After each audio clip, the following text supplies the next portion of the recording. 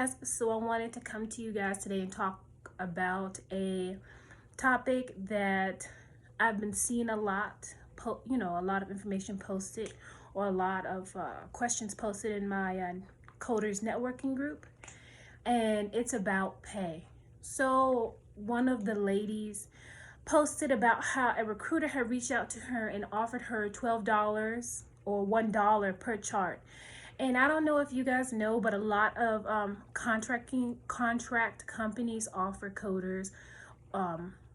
They pay per chart. I don't say all of them, but I think a good portion of them pay per chart, and that can be anywhere from a couple of cents to $1 and some change. It just or $2. It just depends on, I guess, what the company's financial resources are.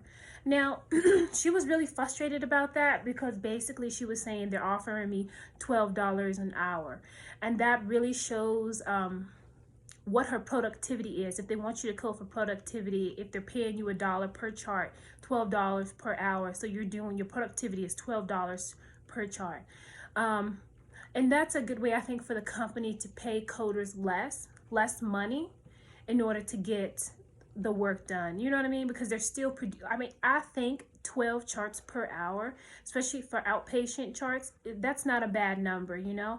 I don't want to say it's on the low end because my company fluctuates on the outpatient charts. Like, I'm an ED coder and I have to do 13 charts per hour.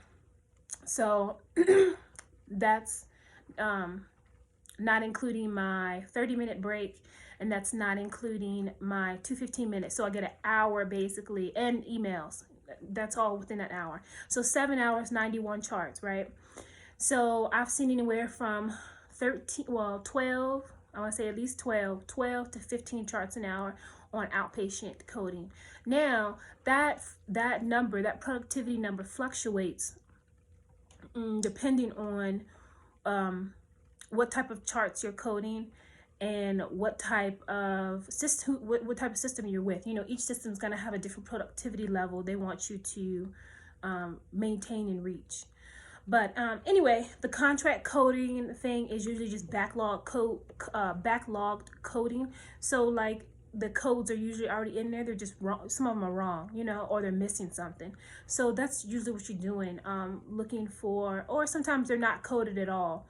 It just depends on what they need done. But usually it's correcting code, correct coding, correcting the coding, or you're working backlogged charts or something like that. I think this is a big topic in the healthcare industry as far as like coding and all that stuff. I know I was a new coder in the place I came from. I had only coded with them for 5 months, and I was making just $15 flat, $15 an hour. That's it. I wasn't classified as a coder. I was classified as data entry, but I was coding because I was certified. That's one more important thing. Get your certifications if you guys have not gotten them. They will definitely open up doors for you. But I was making $15 an hour, and the job was good. I just was not, I just didn't like the fact that I was paying over 50% of my paycheck into health insurance benefits, you know? So I was paying about $800 a month just for healthcare benefits. And I said it was because the company was small and they did not offer a good health benefits package on top of me paying $800 a month. So I ended up leaving them, and luckily found this job at my current employer, and it's been awesome ever since. I'm so thankful that I was able to find this job. But the pay is about a little over $4 difference between that job and this job, and it's been nice. But I don't know, and I know like that can fluctuate on where you're at in the United States. It's not a set guarantee that you're going to make $19 an hour, or you're going to make $18 an hour, or anything like that when you first start out. I think it's a delusion if the coder or even your teacher in school tells you, oh yeah, you'll make this amount of money as soon as you get out of school. That's not true. That's not true. You don't. And you're gonna have to figure out a way to pay back them student loans. At least your first 2 to 3 years will be, since you're considered a new coder for your first, I want to say 3 years. You know, I mean, you're always learning with this job, but the first 3 years for sure, you're considered, I think, a new coder. I would feel that way.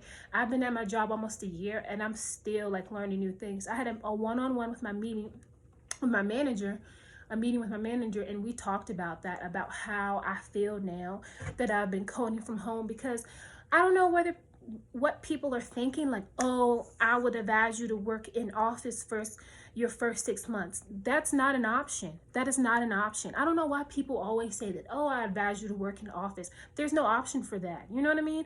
When the company says that they are remote, they are remote. You know, there's nobody going into the office, and there's not a lot of people to take off time to come into the office. You know, people always have their schedule set up to do this and do that. I worked 2 weeks in office with my educator, you know, the person who trained me, and my manager and the director. 2 weeks. That's all I got. Not saying that this is a bad company, but I did not have that option for a year or 6 months in the building. Would I have liked it? Yeah, maybe. But that wasn't an option for me. And that's one of my pet peeves, when people say, when the older coders say, oh, you need to work in office for at least 6 months before you can go home. That's not an option. A lot of these companies out here that say they're remote, and they're fully remote, the whole entire company, the whole entire office, the whole entire department of coding, they're not coming in the building. You know what I mean? They're not. They might accommodate you for like maybe a month or two, but usually they do not. You know, my managers come in office if they're hiring somebody that lives within that area, or they have a big meeting, you know, like a governance meeting like we have today, or they have a or they have some, you know, some type of other big meeting with a different department. They'll come in office. But other than that, they're remote. Most of the managers that even most of the managers that are in my department don't even live in Colorado. They live somewhere else. One's in Alabama, one's in Florida. I think one's in northeastern United States. I don't know. Kansas. Like, no one's coming in office. That's like one of my biggest like pet peeves. You know, they always tell the new coders, oh, you have to work in office. That's not an option. So, getting back on that, and I think that's another reason why they kind of pay like new coders at a lower rate. You know, a lot of women I've come across, or a lot of coders, I don't say all women, but a lot of coders I've come across, they're saying, oh, they would not work for the amount of money that I work for. And I think that's not the amount of money that I work for is not that bad, especially coming into the field with no real experience, not really having any type of strong background in coding, because I've never worked, you know, really deep into coding until now. I think this isn't bad pay, and I wish like companies would take more would give new coders more of an opportunity to come into the workforce. Like most of the companies, contract companies I don't say I've worked for, but a lot of them I've seen are outsourcing, which I kind of don't get the outsourcing, because they pay these people, put them in a 6-week class, pay them less money than us over here in the United States, but then they have so many errors. You know, the error rate is high, and then they have to hire a coding auditor, pay them buku money to fix the charts. You know what I mean? And then eventually they come back to the United States and hire again. But you have to be careful. I know one company for sure that does that. I won't say their name, but I'll put it in the comments box, or I'll put it in the description or whatever like that. They outsourced, I think maybe a couple years ago or a year ago, to India, and they let go a ton of people. Basically told them like 2 weeks or a month before that they were outsourcing, to find a new job, and they left went to India, and now I see them hiring again for United States coders. I think that's another reason why you guys need to network, because some of these coders know which companies, especially these veteran coders, know which companies will hire you and then let you go in the middle. You know what I mean? And then go back to outsourcing. They do that to retain money, and especially if the company, I want to say, is failing or not meeting their financial goals. That's what they do. They outsource their company and take it to a whole nother country, and then when they start picking up revenue again, they come back to the United States and start hiring again regular coders. So yeah, so that's my little rant, my coding rant. I guess it wasn't supposed to be that. It was supposed to be about pay. Anyway, oh, so a job that hires new coders straight, with your CPCA, is SciOx.